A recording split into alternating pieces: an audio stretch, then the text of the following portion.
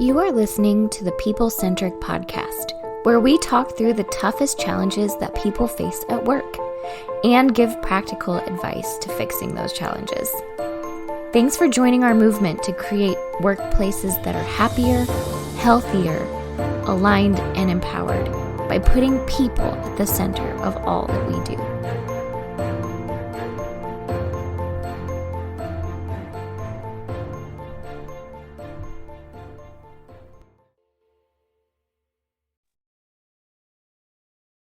Hey, People Centric leaders. Hey, it's Don Harkey from People Centric here. And I love to tell stories, and I know you all love my stories because we get lots and lots of fan mail about my stories. Diana, how many letters would you say on average an hour do we get? Like if you just rounded it to like the nearest whole letter, like how many letters an hour do I get fan mail for this podcast?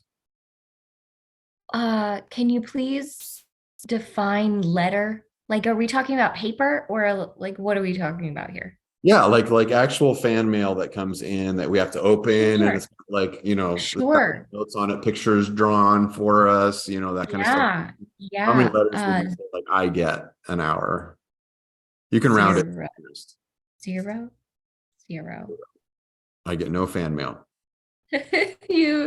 No, I'm sorry. Philip gets quite a bit. Philip gets a lot of. Philip, you've been getting fan mail? There are bags and bags. It looks like the North Pole around Christmas time in here. I'm sure those are really for our whole team, right? Wow. Yeah. Yeah, and yet you're the only one opening them, apparently. That's I love to read. I guess Don is saying, please send fan mail. Like, is that what that's exactly what I'm saying. Please send fan mail. It's People Centric Consulting Group. You can look us up. We have an address. We have a PO box. 429 West Walnut. I'll just give it.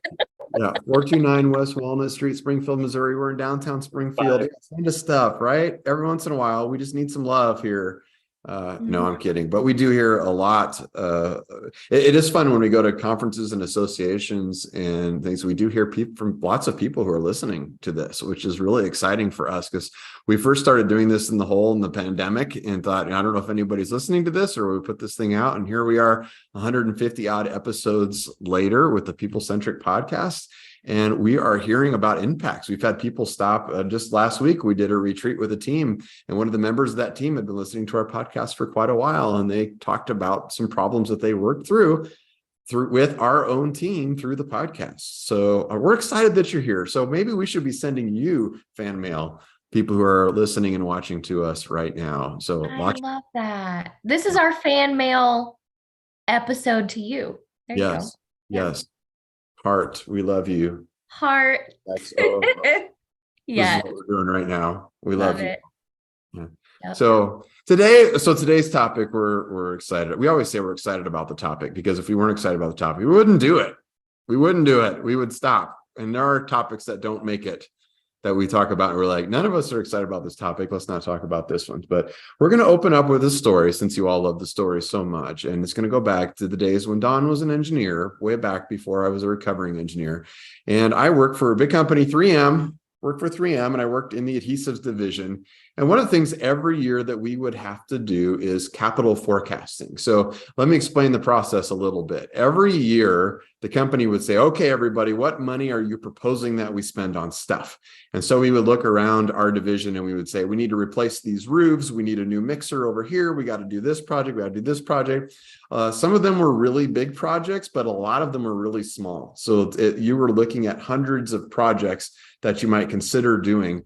And then we would propose it up and say, these are the things that we're going to do. And it would go up the ladder. And then upper management would look at it and say, yes or no, yay or nay. Yes, do that one. No, don't do that one. Yes, do that one. And it would give us an idea of what our budget was for the year. Well, as a frontline engineer doing this and submitting budgets up, I saw that the process looked like it was broken to me. And what was broken about it is that we would present stuff up, but they didn't see a longer term plan. So like we would go to do roofs and we would always get roofs, would always get rejected. Like we can do a roof next year. We don't have to do a roof this year. We can do the roof next year. And the pile of new roofs that we had to replace started really getting tall. It was taller than Philip's fan mail. It got ridiculously large. So I started as a frontline employee, I was getting really frustrated with that. Like a lot of frontline employees do. They don't frontline employees get to see sometimes consequences of decisions that are made near the top of the company or in the middle of the company that the executives and managers don't get to see, right? We see things sometimes that I think people need to know. So I thought about, how do I help this process? And so I was careful about this. We had just had the vice president. It was a newer vice president for our division, had visited our plant. And so I got to meet him, and he seemed very nice and approachable. And so we had a little bit of a relationship there. And I thought, I think I could work with this guy, and I think I could really help him. But I know that I shouldn't go just tell him that he's doing his job badly or do his job differently, or you need to change something. So I went to my boss, I went to the plant manager, and I just said, hey, I think I could help our whole division a little bit with this process if we just centralized how we were forecasting. Instead of you collecting it all from all these different sources and you having to look at it, we could kind of help you collect it, and we could help prioritize it a little bit more for you. And it would give you succinct information. You'd be able to make better decisions. We could show you like a 3-year, 5-year, 10-year plan. We could give you input on it. Would just be a lot better communication. And they loved the idea, and they green-lighted me talking to the vice president of the company, who was literally, I think, 4 levels above me. I think there were 3 managers between me and this person, like 4 levels above. And so I sent out the offer, and I sent it out very humbly. I didn't say, hey, you're screwing this up and I'm going to fix it for you. I sent out an email just saying, hey, I had some thoughts on capital forecasting and some tools that might be able to help this process a little bit, and was wondering if you were open to discussing. And he took the meeting, and we jumped on and we talked about it. And I said, hey, I'm just trying to help the process and seeing if there's something I can help you with. If the answer is no, that's totally fine. I'll go back to doing what I was doing before. So we started talking through some of the ideas, and he ended up loving it. He loved the ideas that we had on the table. He added some things of his own. He told me some things about the process that I didn't realize. But long story short is we ended up doing the process differently, very differently. And for, I think it was 3 years, I was very connected in helping to forecast the capital for this division of 3M. And with the new process, it became much, much easier. Like, it became a lot easier to predict what we were going to get approved or not approved. The VP commended us several times for having plans. We started getting roofs fixed because you could see the plan for it, and we knew that what was piling up and what we could do next. I felt, and it was amazing. It felt really, really good. It was one of the most engaging moments I had at the company, because I felt like, man, I can do what I'm good at doing and help the company, and the company really likes it, and I'm making an impact. So that's the topic for today. It's this idea. And we learned from a recent Forbes article that there's a name for this thing, and it's called reverse mentoring. And the idea of reverse mentoring is, how do you, as an individual contributor, as they say in the Forbes article, which I don't like that term, I don't think any of us do, but as a frontline employee, how do you lead your managers? How do you lead your executives? If you have an idea and you want to bring it up and you really want to help the company, how do you reverse mentor somebody that doesn't have to listen to you and may even be threatened if you approach it the wrong way? Like, what's the right way to approach this in terms of this topic? So that we're excited about this topic of reverse mentoring. How do we do this? What does that look like? And then if you're an executive listening to this, don't tune out yet, because here's the message for you. We'll give you a little preliminary message, is you may need some reverse mentoring. So maybe you should listen to this to see why. And this might be for you, why you should listen to sometimes the employee who comes by and says, hey, you got a minute? So that you can give some time and maybe listen and think about what's happening there. So we've got Diana and Philip on our call, who we've already talked to. We've learned about our bags of mail that we don't get, except for Philip, who gets tons of mail. But Philip, you're the one that I want to give you reverse mentored us on this one, and you found this topic. Like, let's start off with you. What jumped out to you in terms of this article that you read, and why you thought this would be a good topic for our podcast today? Well, I love that. The reason I was perusing this article, and it stuck out to me, especially in just roles previous to where we're at, and then also as an engagement specialist, a lot of the time in my experience as a leader, maybe I'm not a CEO or an executive of this level or these different things, right? Which is good, hard earned, good jobs. But there's still a lot of influence that can come from any person. And I think what I have experienced is just natural influence. And so kind of this idea too, the challenge with it of reverse mentoring, and to your point, Don, your story, you even share, you didn't come in with this attitude of, I know better, and I think you are wrong, and I think you're intentionally doing this inaccurately, and you're just on a power trip, because none of that was true. It was just someone that was genuinely overwhelmed and didn't like to do that hard work anyway. And so reverse mentoring comes from the perspective, I guess, of how can we help add value to you? How can I be of value to you? This is a perspective I see.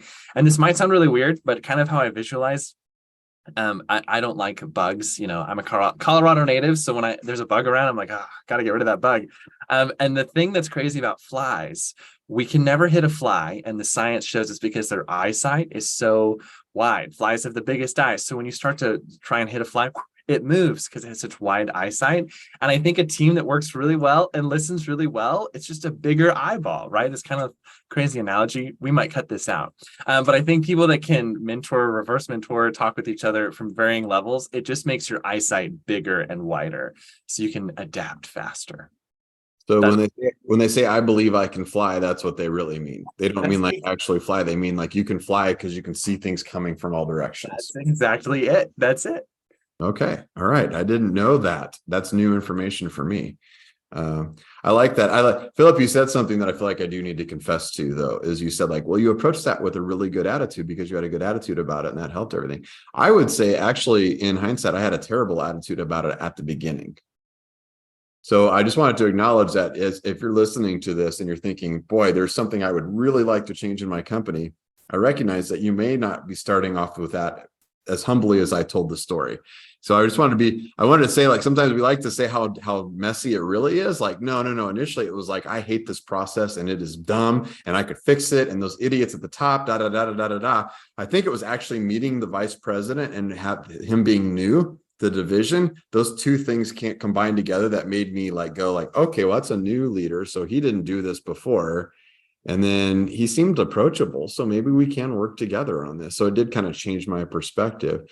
But it is important on how you approach those different things. Diana, I know you and I have talked a lot about this topic over the years about how do you influence your managers. What are thoughts you have on this? Why do you like this topic? Well, I think partly, that's not a word. Partly, whatever, it's fine. Yeah. Partially because of what we talk about at People Centric. It's because we always say that leadership is influence. And we say things like everyone can be a leader, but the reality of that is actually a lot harder than it feels. And so when you're an individual contributor, which is what the Forbes article called it, don't love that. When you're an employee and you're kind of frontline and you're doing your day-to-day, it is hard to say to yourself, like, no, I am a leader, when you really have no way to do that. You have no way to tell people what to do. You have no way to change anything. And so I love the concept here of this is how you do that when you are a frontline employee. This is how you do that well. And this is how you show leadership when you're not in a leadership position. So I think it's super cool that we're able to talk about that today. Yeah, I love that you mentioned our definition of leadership because it's really simple and it's weird. So I'll warn you about that. We've done weird. I mean, it's weird. Yeah, we have been to many conferences and associations, which we're out there doing that kind of stuff all the time. Side note too, if you have a conference and association, we do travel. And yes, we actually do work with companies. Somebody asked me that question. Are you just professional podcast putter honors? And no, we actually do. Wait a minute. Someone thought we were professional podcasters? That's kind of rad, but at the same time, it's like, where do you think we get our stories from? Like most of our time is spent working with real teams and real people out there. Yeah. And so when we thought about like, what is leadership to us, we said let's come up with a simple definition that's useful. And so to us, leadership is simply influence. Your leadership is influence. Leadership is not management. Management is authority. Leadership is influence, right? So managers and leaderships, they do fit together very closely. Obviously, managers need to influence their employees, but at the same time, we recognize that employees influence their managers. And we also, as a consequence of that, just to review this content from other episodes that we've done, is that also means if leadership is influence, it doesn't say anything about it being positive influence. So if I'm the frontline employee, and go back to the capital forecast story, if I'm the frontline employee and I hate that process, and I start telling other people how much I hate that process, and when the process comes up, I complain about it, and I resist it, and I fight it, I am a leader, and I'm probably a pretty effective leader inside the organization, but I'm leading the wrong direction. So maybe the first point is to think about it. You're going to influence as an employee. If you're like, why can't I be more influential inside the company? I think our message is you are influential inside the company, but how should you be influential? Like do you want to be a positive leader, or do you want to be a negative leader? Yeah, that's where Matt always says, lead them well, right? There, you can lead people negatively. And a lot of people do that pretty often, or you can lead people positively. And so I think today we're going to focus on how do you do that positively? Yeah. So we recognize that you might start off frustrated, right? Like you see a thing, you're in the front line and you see a thing that's not working well. And maybe you have a good attitude about it, but maybe you don't. Whatever, however you start, you see an opportunity. Let's talk about let's get detailed here. Let's dive in. How do you start to approach this? Like, what steps do you take to how do you set up the reverse mentor relationship? Well, first of all, you start by burning everything to the ground and complaining about how you hate this place. That's the first step. Just kidding. That's smart. Yeah. Make sign. Anarchy centric. That's the Yeah. Take to social media. It's a very healthy platform for having company discussions. Yes. Just kidding. No, don't do that. But I understand the feeling of that, right? That's usually where a lot of this starts. It's that I feel mad and frustrated and I hate how this is going, and no one is paying attention to how it's actually working, but they keep trying to do things that aren't fixing the thing. And so I think the first thing you should do is consider, what problem are you trying to address? Don't try to address all the problems, right? Because I think when we're mad, we can say, I'm going to fix this and this and this. And if I did this one thing, it would remove all of the barriers and I can get in there. And I think the real thing is focus on the one thing you want to do and figure out who it is you need to engage to do that one thing.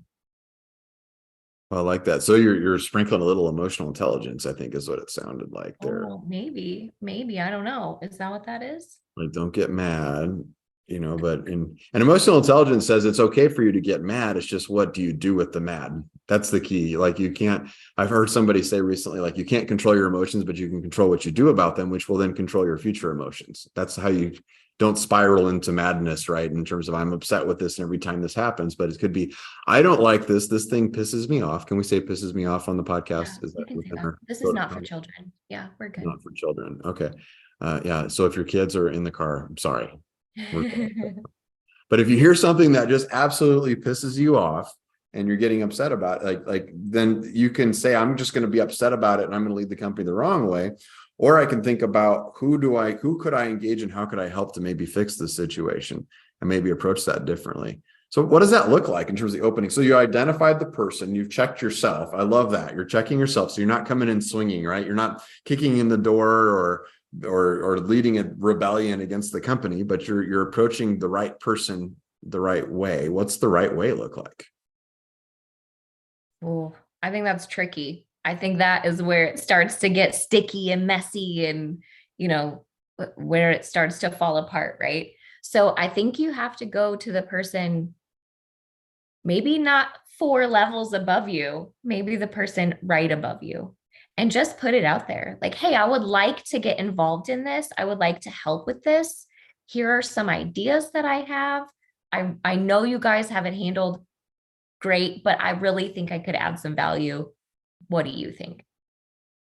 And just putting it out there, it opens the door, I feel like. So open that door a little bit, but also go into it expecting that they could say no. I think you have to know that this might not go anywhere, but you still have to try. Talking about it too, as this problem, which a bit of that pre-work for yourself before is going and And maybe not starting off like, hey, Diana, did you hear this process that Dawn created? It's terrible. Let's hate on Dawn together and hate on the process together. But really, it's more like, wow, this thing that happened, this is really, do you know why it happened? Have you had this experience too? It's making my job harder.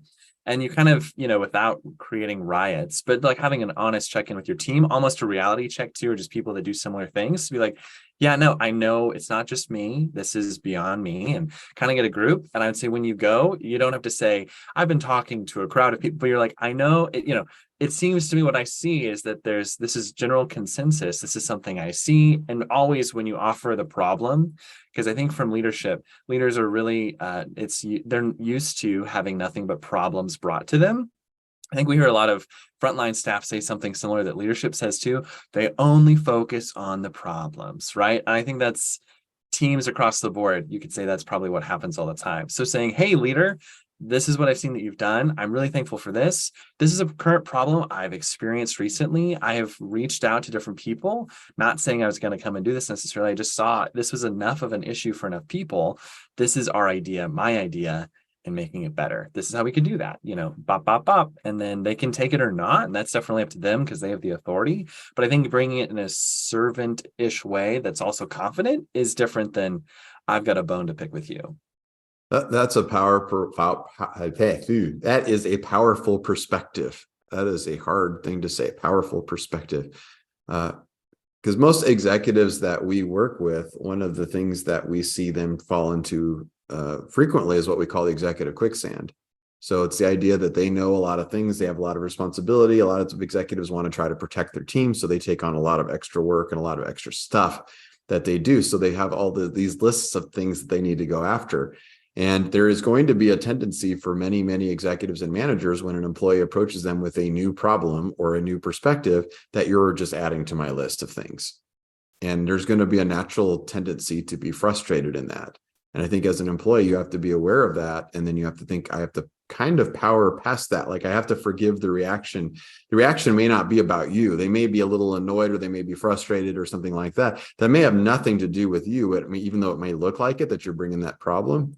So I think like Philip, what you're kind of saying, and I like the way Diana, you said this too, is you're sort of offering yourself. You're not just offering a problem. You're also offering some kind of a solution, which might be yourself. It's not a, hey, you're doing this the wrong way. Like it's hard to go in cold with somebody and say, you're doing this the wrong way. You're doing A and you need to do B. What I did in my story was more of like, hey, I see a different way potentially of doing this. Can I help you? And with that question, it was hard to, that's an easy thing of saying, I'm not putting this on your list. I'm actually offering to take something off of your list. I think that's a powerful perspective for executives. Yeah, for sure. And Don, I have a question. Your boss, did you feel comfortable with that person you went to? Like, had you built a relationship with them prior to needing to talk to them? Like, or did you not talk to this guy at all ever? And then all of a sudden, like, go with a problem? I think that's a really important question because, as we talk about something, the relationship makes a huge difference on how successful this is going to be, right? So if you go to have a conversation, you had no relationship with the person and you're coming in cold and they've never met you before, you've got a hill to climb. They don't know you. They don't trust you yet. You don't trust them yet. Like there's a lot to overcome there. In that story, if I recall, like I had a pretty good relationship with my supervisor. So it was pretty easy to call him and tell him, and he knew me well enough to say, and don't do it this way. Don't do it this way. Don't do it this way. Don't leave a Don Harkey size hole in the wall, I think is what he said. He coached you. That's cool. Me. That's exactly right. He coached me into like, here's some ways you can think about approaching that. But yeah, I think if you're willing to help in that space, I think that would be really, really good. And then I believe the plant manager at the time I had a pretty good relationship with too. So that did set that up. Now I had no relationship with that VP. Other than just meeting them, in that. So it's new. So it seemed like that was appropriate. But yeah, I think the relationship side, this is another probably a good tip for people is don't wait for the moment that you have the idea to go start to talk to people in leadership positions. Why is it hard let me ask this general question. Why is it hard to go talk to an executive? We hear that a lot. Employees are nervous to talk to executives, especially in larger, mid-sized to larger companies, but it's even true in smaller companies, why are executives less approachable? I don't know. I am one. I don't know. I feel like I feel great. You guys come talk to me. Just kidding. Yeah. I executives are conversely where we are, I don't know, we're unapproachable sometimes because we do have a lot on our plate and we kind of are looking at a million different things at once. I think we feel a lot of responsibility on our shoulders for everything that's happening. So it becomes sort of our our baby. And if you call our baby ugly, we're gonna lash out about that. I don't know. There's probably a million reasons. Probably a million reasons. Yeah. I sign a paycheck for you, like that's difficult, you know? So I don't know. There's probably Philip, why is it hard? I think it's if you observe, I'm just an observer. So if there have been execs before that I was just slower to approach, or I only approached them when I saw, this is really, it better be worth it. You kind of have your investment, right? So anytime I step in to make a withdrawal by asking or approaching, I think that people kind of see it like that. And so the higher up you are in an organization, your accounts are way bigger. You can make withdrawals and deposits anytime because you're the executive. These accounts are yours, right? But I'm the small little person whose hands tremble before I instant chat Diana to ask her about payroll. So I've got to really be careful before no, not really. But I think that's it. And just even when you interact with people too, our simple question for people at any level, no matter if they're an executive or front lines or anywhere between, have you talked, when they voice a concern or an issue, have you talked to someone? They almost always say no. And so I think we as people just don't like to reach out when things are wrong to begin with. So if you add these power dynamics, it's even harder. But I guess the best thing to remember, again, unless you're in a truly toxic place, the odds of you being fired because you bring up a genuinely good question are very low. And I think it's that fear that you'll be looked at badly. So it just goes back to the how. Because I think the why, if people know your why, that's really important. And they know your why behind your question based on your how you go about asking, and then your follow-up after that. That's just, I think, my take on it. But again, you have heard of people who respond really aggressively, and that is a scary thing. So I think it's a mixture of how you go about it. Back, and it makes me think like going back to junior high or middle school or something like that. And you have a crush on somebody and they kind of have a crush on you, and you're talking to the friends like, well, they like you, but do they like you? And you're not talking to each other. I feel like sometimes it feels like that for executives and frontline employees at companies, because we get to work with both sides of that. And if you talk to the frontline employees, what they'll say is, oh my gosh, the such and such walked through our office the other day and everybody kind of froze. And I didn't know what to say. And they walked by and I just kind of looked at them and smiled and nodded, but I didn't say anything. And it was super awkward. And I wanted to talk to them, but I didn't know how to bring it up. I didn't know how to say it and all that. And they're like, so how do we approach those executives? Because they just know everything that's going on or all those things. And then what's funny about it is this is the part that reminds me of the junior high piece is then you talk to the executives and you're like, and they'll tell us things like, yeah, I walked through this department and it was super awkward and people didn't like, I don't know if should I say hi to people? Like I want to talk to people, but I don't want to like scare them because I know like if I talk to them and suddenly like the CEO's looking over your shoulder or the head of the department or something like that, it's like, oh my gosh, they came by. And I know little things I say sometimes spin off into, oh, there's a reason that you came out here. So it's like these two sides of this relationship that both sides want a relationship with the other. Generally, like that's not universally true, but generally with executives we talk to want to know their frontline employees and frontline employees want to know their executives. But there's some kind of a weird junior high-ish, like, oh, what did they say? What did they say? Kind of thing. They want to go through intermediaries to talk with each other. So, I mean, I think knowing that and recognizing that there is a lot of value in building that relationship before you need to use the relationship to try to solve a problem. If you don't have the relationship, I think what we're saying is it's very difficult to go to somebody and say, hey, vice president, I've never met you, you've never met me, and I've never met anybody between you and me, but I can really fix this. Because you have zero credibility from that standpoint. You haven't built any trust. Like, are you even accurate in the information that you're giving? I mean, it's very low likelihood of something like that working. But if you have had conversations with your supervisor and you've had conversations with that next manager up and the blood flow, so to speak, up and down the org chart is good, then you do have a chance to be able to bring that stuff up. So as an employee, think about that. Maybe what's the advice for the executive in this case? Is there a value for the executives to go over this and have relationships with employees? And what does that look like? Yeah, for sure. I mean, I think executives oftentimes get stuck in their own stuff, right? We all have a tendency to get stuck in our own things and focus on the things that we think are important. And those things are just like big strategy things. And then when an employee comes to you and they're talking about something that's like very day to day or menial or something you consider not big picture, it's like, why are you talking to me? And I'm trying to figure this out. This isn't important to me.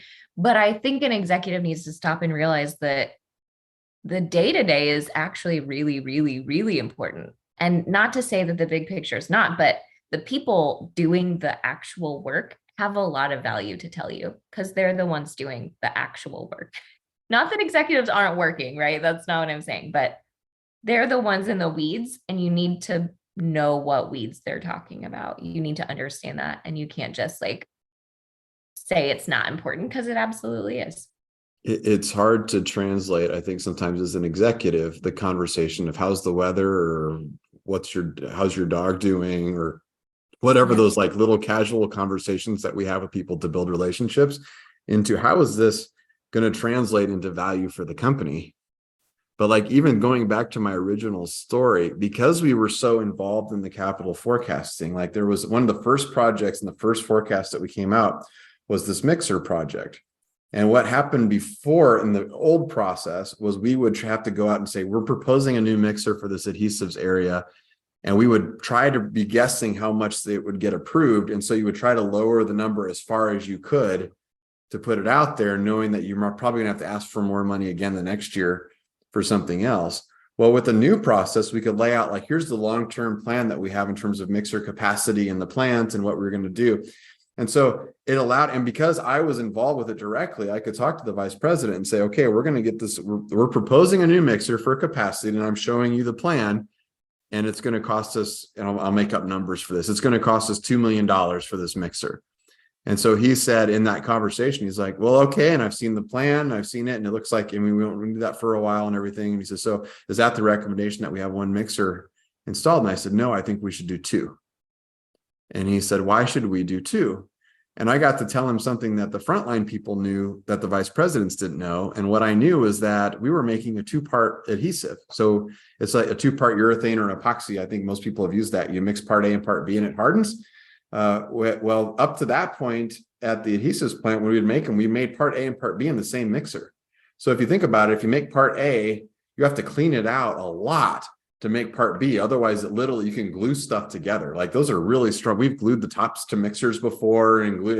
It's very, very strong glue. So you have to be very careful about how you make that stuff. And so my suggestion was, if we install two mixers instead of one mixer to build this capacity, not only will we get this big capacity boost, it doesn't cost twice as much. And the process for cleaning can be a lot shorter and simpler, because you can always make part A in one mixer, always make part B in another mixer.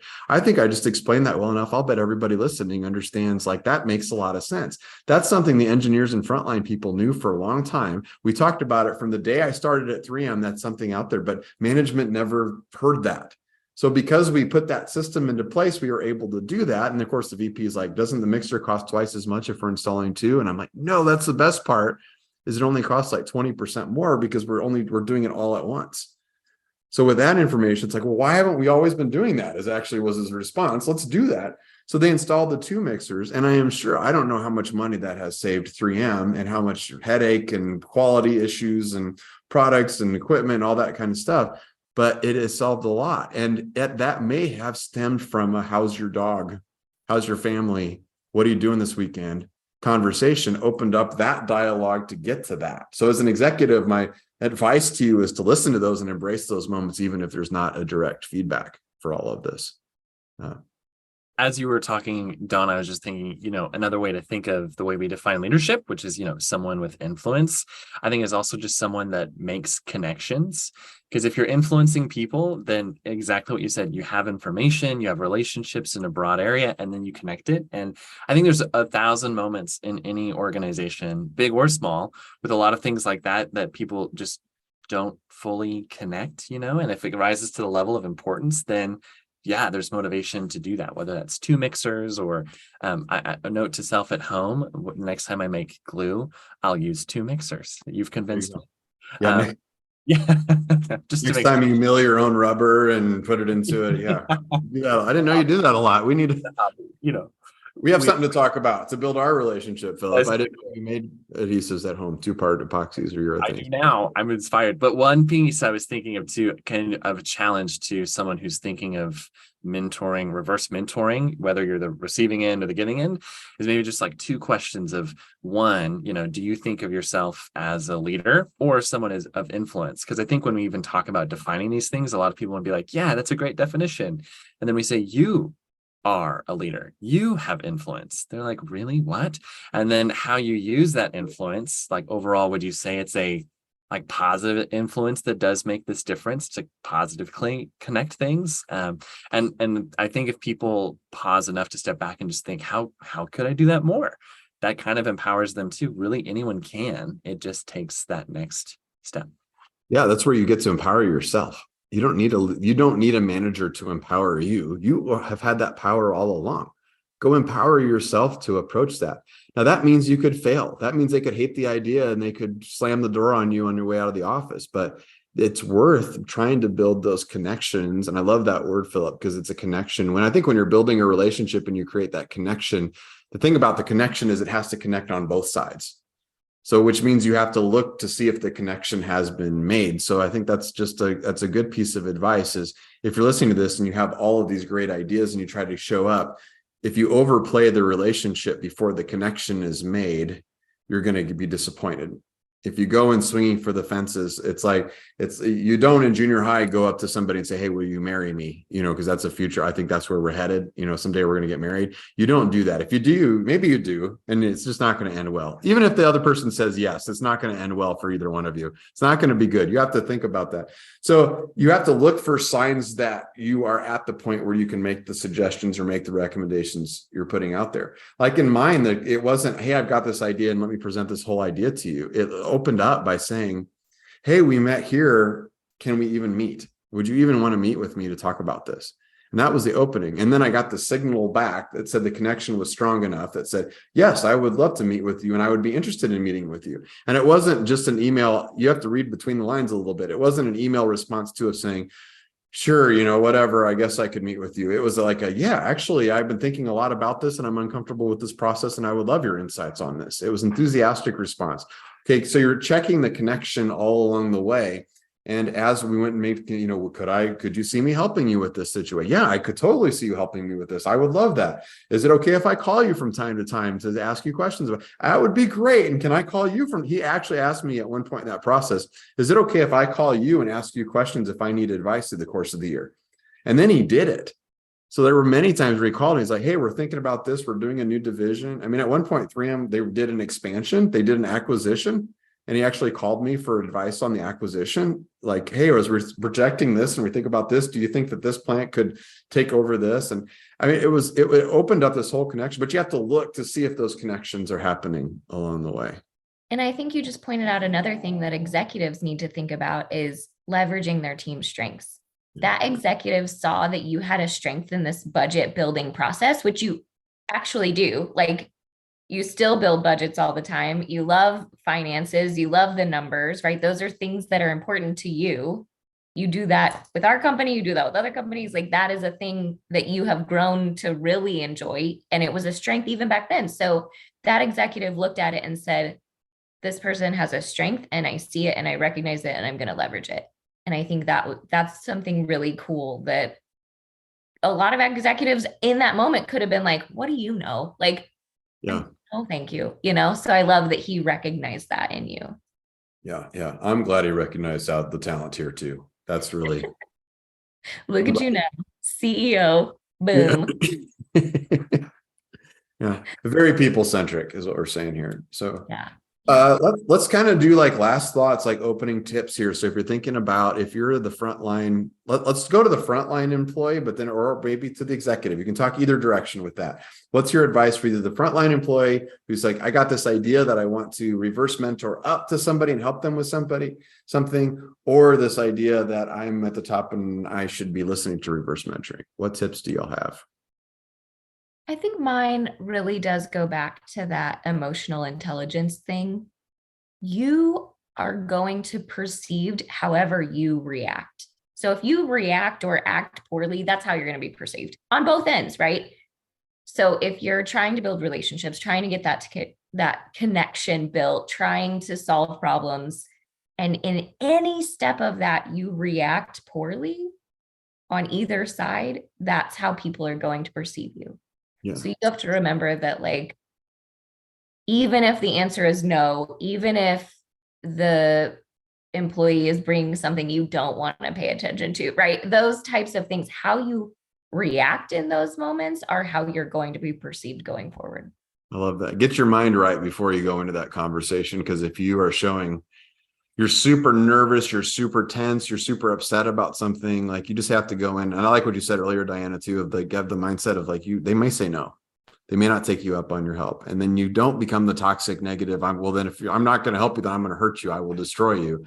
You don't want to go in like that, because they'll sense that and they'll resist that. That's great advice.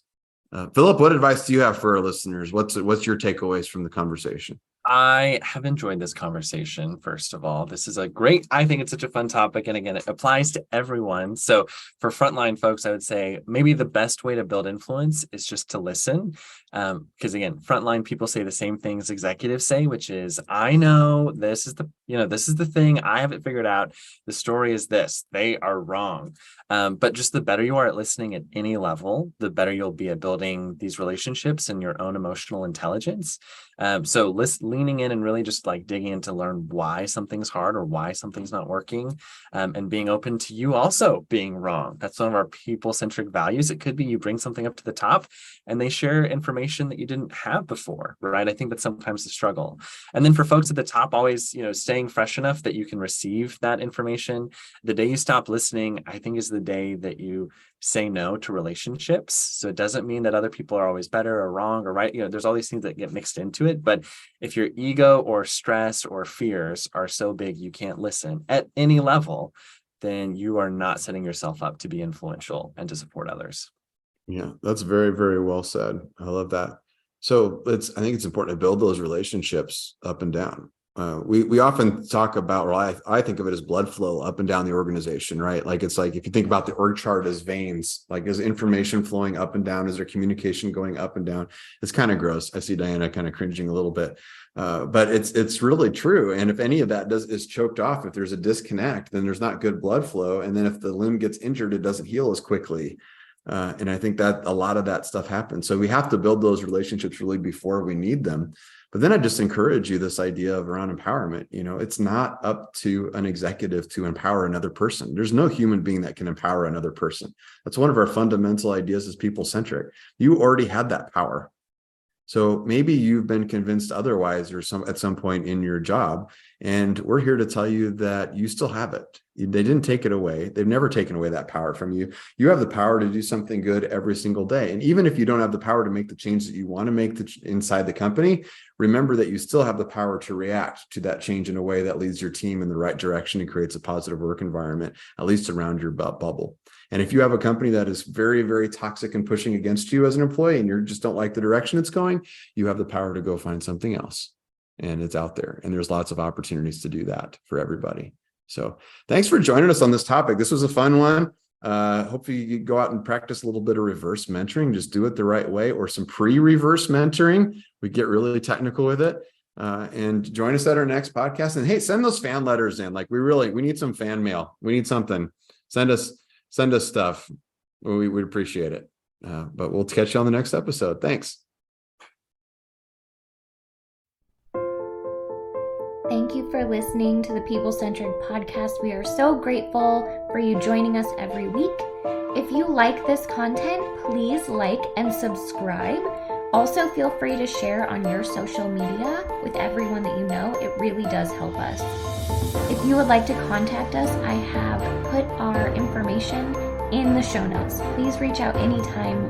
We love hearing from you. We will be back next week with a new topic.